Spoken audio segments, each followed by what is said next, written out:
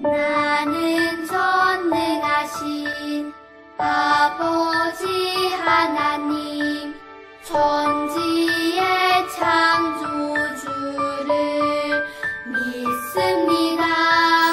나는 그의 유일하신 아들 우리 주 예수 그리스도를 믿습니다. 그는 성령으로 잉태되어 동정녀 마리아에게서 나시고 본디오 빌라도에게 고난을 받아 십자가에 못 박혀 죽으시고 장사된 지 사흘 만에 죽은 자 가운데서 다시 살아 나셨으며 하늘에 오르시어 전능하신 아버지 하나님 우편에 앉아 계시다가 거기로부터 살아있는 자와 죽은 자를 심판하러 오십니다. 나는 성령을 믿으며 거룩한 공교회와 성도의 교제와 생명서 받는 것과 몸의 부활과 영생을 믿습니다.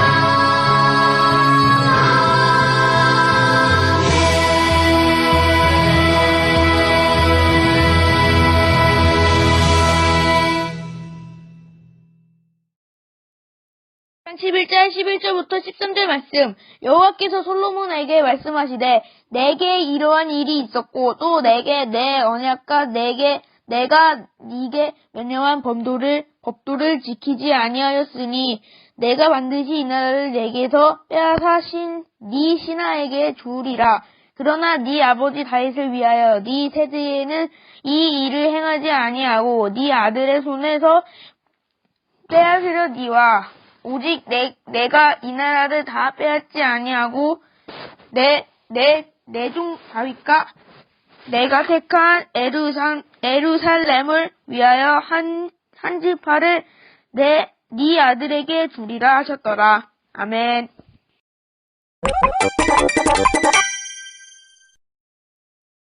이스라엘 모든 백성이 르호보암을 왕으로 세우려 세겜에 모였어. 이제 내가 왕이다. 그때 여로보암이 이스라엘 백성 대표로 르호보암에게 부탁했어. 솔로몬 왕은 너무 일을 많이 시켰습니다. 우리 일을 줄여주면 그대를 왕으로 섬기겠습니다. 3일 후 르호보암은 원로들의 말을 무시하고 말했어. 내 새끼 손가락이 아버지 허리보다 굵다. 나는 내 아버지보다 더 힘든 일을 시킬 거다. 이제 우리는 다윗과 아무 관계 없다. 넌 더 이상 우리 왕이 아니야. 엥? 뭐라고? 르호보암은 급히 도망쳤고 유다와 베냐민 지파만 르호보암을 따랐지. 도망치자! 다신 오지 마. 이후로 이스라엘은 남과 북으로 나누어진단다. 이후 여로보암은 이스라엘 10지파의 왕이 되지.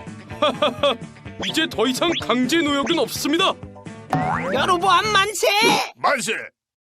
르호보암은 즉각 여로보암을 공격하려 했지만 하나님이 말리셨어. 당장 여로보암을 쳐야겠다. 하나님이 가만히 있으래. 아들아, 이스라엘을 둘로 나눠지게 하다니. 여로보암은 백성들이 제사를 지내러 예루살렘으로 갈까봐 두려웠어. 하나님께 예배하려면 예루살렘에 가야 하오. 예루살렘? 가서 안 오면 어쩌지? 그래서 금송아지를 만들어 하나님 대신 섬기게 했지. 예루살렘까지 뭐하러 갑니까? 여기 우리 신이 있습니다. 아우, 새 신이다. 안 돼, 우상이라고. 이건 큰 죄였고 이 일로 레위 사람들은 유다로 떠나버렸어. 하나님 대신 우상을 섬기다니 우리는 예루살렘으로 가자. 모두 다 신나게 우상 숭배. 그리고 금송아지를 베델과 단에 두어 백성들이 예배하게 했지. 이 정도면 되겠지? 모두 다 르호보암에게 백성을 뺏길까봐 한 일이야. 북이스라엘은 여로보암 이후로 우상을 섬기는 죄를 범하게 되지. 우리 2년, 난 12년이나 우상 숭배를 했지. 난 24년. 우상이 최고. 난 반란으로 왕이 됐지만 7일 만에 깍! 하나님을 섬기려는 사람들이 르호보암에게 왔고 그들이 유다를 강하게 해주었지. 우리는 하나님을 섬기기 위해 왔습니다. 잘 왔어. 하나님이 최고죠. 왕위가 튼튼해지자 르호보암도 아세라 우상을 섬기게 되었어. 편해지면 하나님이 필요 없거든. 우상 숭배는 안 돼. 얼마 후 애굽의 시삭 왕이 예루살렘으로 쳐들어왔고 금, 방패 등 모든 보물을 가져갔지. 있는 보물을 모두 내놔라. 하나님을 잘 믿을걸. 르호보암의 아들 아비암도 우상을 섬겼고 2년을 다스렸어. 하지만 3대 아사왕은 달랐지. 난 유다의 1대 왕. 난 겨우 2년 다스렸어. 난 우상을 모두 없앴지. 유다의 3대 왕 아사는 모든 우상을 없앴고 유다 땅에 평화가 왔지. 우상을 없애라. 이렇게 다윗의 이스라엘은 남과 북으로 완전히 나누어지고 말았어. 하나님의 나라 이스라엘이 둘로 나누어지다니. 친구들 반갑습니다. 지금까지 이스라엘의 초대 왕 사울, 다윗, 솔로몬의 이야기를 차례로 들었는데요. 솔로몬이 죽고 난 뒤 이스라엘은 우리나라처럼 남과 북으로 나뉘게 되어요. 어째서 이런 일이 일어났는지 이야기해 보려고 합니다. 리더십의 중요성에 대해서는 너무나 많이 들었죠.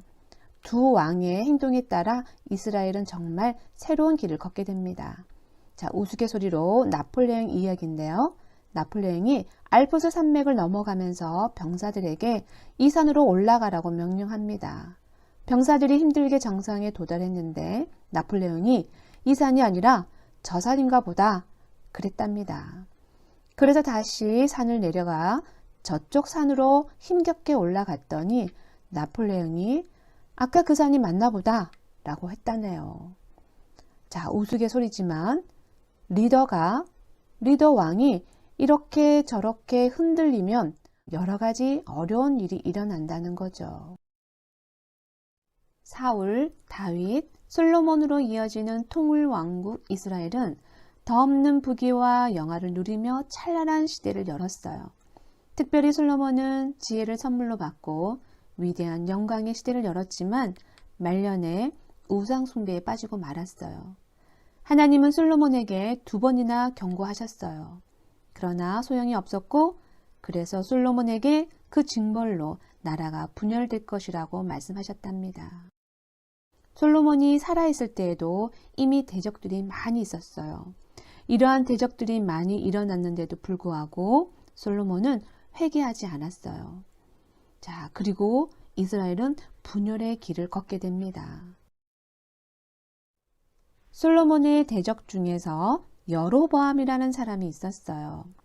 그는 토목 공사를 담당하는 감독자였어요. 그가 다윗성을 보수하려고 예루살렘으로 가는 길에 예언자 아히야를 만나게 되어요. 예언자 아히야는 여로보암 앞에서 새 가죽옷을 찢고 그 중에 10조각을 취하게 하면서 그에게 10지파의 왕이 될 것을 예언합니다. 그리고 그 자리에 함께 있던 사람들 모두 하나님께서 그를 왕으로 세우셨음을 알게 되었어요. 솔로몬도 그 소식을 들었어요. 그러나 여로보암의 때가 아니었기에 그는 솔로몬을 피해 애굽 왕 시삭에게로 도망을 칩니다. 그렇게 시간이 지나 드디어 솔로몬이 죽고 맙니다. 그리고 암몬 여인의 아들 르호보암이 왕이 되었어요. 솔로몬이 죽자 백성들은 그동안 참고 있었던 마음들을 한꺼번에 폭발시키고 말아요. 솔로몬은 건축을 무려 20년간 했어요. 성전을 7년, 그리고 궁전을 13년 동안 걸쳐서 짓게 되었어요. 그동안 이스라엘 백성들은 과중한 세금과 부역에 동원되면서 힘들어했답니다. 그래서 솔로몬 왕은 너무 일을 많이 시켰으니 우리 일을 줄여주면 그대를 왕으로 섬기겠습니다. 라고 요청합니다. 자, 어떻게 했을까요? 르호보암은 이들의 부탁을 들어주었을까요? 아니면 공포 정치를 하면서 아마 그들의 백성의 요구를 들어주지 않고 넘어갔을까요? 르호보암 왕은 왕위를 공고히 하기 위해 공포 정치를 합니다. 내 새끼손가락이 아버지의 허리보다 굵다. 나는 내 아버지보다 더 힘든 일을 시킬 거다. 라며 공포합니다. 이때 이미 도망쳤던 느밧의 아들 여로보암이 돌아와 있었는데요. 그는 당연히 당장 반역에 꾀했고 북이스라엘 10지파가 가담하게 되었답니다. 이는 하나님의 계획 가운데 일어난 일이기도 하였지만 분명한 것은 르호보암이 잘못을 했죠. 신실한 왕이 아니었어요. 하나님도 백성도 사랑하지 않았고 오직 자기 왕위에만 급급한 왕이었어요. 결국 무려 10지파가 그에게 등을 돌렸답니다. 그에게 남은 지파는 베냐민 지파와 유다 지파 두 지파밖에 없었고 땅도 군사력도 백성의 수도 너무나 적은 상태였어요. 그때 스마라라는 선지자가 앞에 나섰습니다. 그는 결코 이길 수 없는 전쟁임을, 그리고 이 분열은 솔로몬의 죄로 인한 결과라고 말해줍니다. 르호보암은 이제서야 정신이 들었어요. 그는 분열 왕국을 시작하는 왕이 되었음을 알았고 그냥 숫자를 세도 질 수밖에 없는 지파의 왕위조차 잃을 수밖에 없다는 것을 깨닫게 됩니다. 그렇게 결국 여로보암을 왕으로 세운 북이스라엘은 독립하여 나라를 따로 세우고 이제 르호보암과 여로보암을 왕으로 이스라엘은 북이스라엘과 남유다로 나뉘어 지게 됩니다. 사실 솔로몬의 죄로 인한 분열이었지만 이 상황에서 유익을 얻은 사람이 있었어요. 바로 여로보암이죠. 그는 왕이 될 수 없는 사람이었어요. 요셉 집안의 노동 감독이었어요. 하나님께서 피 한 방울 묻히지 않고 이스라엘 10지파를 주셨고 북왕국에 이스라엘 왕으로 삼아 주셨어요. 그런데 이 여로보암의 행동을 보세요. 막상 왕이 되었는데 백성들이 여전히 예루살렘 성전으로 예배드리러 가는 것이 싫었어요. 그래서 그는 단과 베델 사이에 두 금송아지를 만들어 놓고 이들에게 절을 하라고 섬기라고 하며 예루살렘으로 예배하러 가는 것을 말렸습니다. 그리고 레위인이 아닌 일반 백성을 제사장으로 삼았고 그리고 백성들까지 우상숭배의 죄에 빠지게 하였죠. 많은 선지자들의 경고를 받았지만 소용이 없었어요. 결국 여로보암의 죄로 이스라엘 백성들도 죄를 범하여 하나님으로부터 버림을 받게 됩니다. 가슴 아프게도 북이스라엘의 19명의 왕은 여로보암처럼 악을 행하였어요. 연수가 다하여 죽은 왕은 겨우 7명 뿐이었고 대부분 자살과 또는 살해, 포로로 잡혀가는 그런 왕까지 순환의 시대를 이어갔어요. 남유다도 상황이 크게 다르지 않았어요. 다윗의 자손으로 왕위를 이어나가긴 했지만 20명의 왕 중 오직 8명만 하나님께 선한 왕이었어요. 약속의 땅을 차지하고 820년간 죄악을 저지른 이스라엘 백성들이었어요. 하나님을 잃으면 모든 것을 잃게 되는데 두 왕은 그것을 몰랐어요. 이렇게 나라가 분열되고 국력이 약해지자 주변국의 침입이 잦아졌어요. 르호보암의 5년에 애굽왕 시삭이 쳐들어옵니다. 그리고 예루살렘까지 치고 들어옵니다. 여호와의 성전에 있던 모든 보물과 그리고 솔로몬이 만든 자랑하던 금 방패까지 빼앗기고 맙니다. 애굽의 시삭 왕 공격 때문에 르호보암은 많은 것을 잃었죠. 그리고 이렇게 된 원인을 그 왕은 알지 못했답니다. 이스라엘의 여로보암도 마찬가지였어요. 금송아지를 만들어서 이스라엘을 우상 숭배에 빠지게 한 여로보암은 선지자들의 경고를 받고 또 한쪽 손이 마르는 등 재앙을 만났지만 그 마음을 돌이키지 않았어요. 왕이 된 지 22년 만에 여호와께서 그를 치셔서 죽게 하였고 그의 자식들도 결국 좋지 않는 죽음을 맞이하게 됩니다. 사랑의 친구들, 분열 왕국의 문을 연 여로보암과 르호보암의 이야기를 통해 우리는 무엇을 배울 수 있나요? 하나님께서 진정 원하시는 것은 하나님을 온전히 섬기는 주의 백성으로 살아가는 것이에요. 악인의 성공이 혹 있을 수는 있지만 그것은 끝까지 행복의 길은 아니랍니다. 왜냐하면 우리는 이 세상이 끝이 아님을 알고 있기 때문이죠. 우리가 하나님을 내려놓는 순간 정말 큰일 나는 순간입니다. 하나님을 떠난 백성에게는 미래가 없죠. 하나님을 떠난 백성에게는 징벌뿐입니다. 이 사실을 가슴 깊이 기억하고 르호보암의 길을, 여로보암의 길을 가지 않는 우리 친구들이 되기를 축복합니다. 기도하겠습니다. 사랑의 아버지 하나님, 하나님의 은혜로 모든 것을 얻었지만 자기 것만 생각하고 자기 것을 지키려고 하나님을 배신하는 여로보암과 르호보암의 길을 따르지 않는 우리 모두가 되기를 원합니다. 하나님께서 우리에게 원하시는 것은 하나님을 온전히 섬기고 주의 백성으로 살아가는 것임을 깊이 깨닫고 우리의 믿음을 지키고 하나님께 더 가까이 가는 우리가 모두가 될 수 있도록 함께 해 주세요. 예수님의 이름으로 기도합니다. 아멘.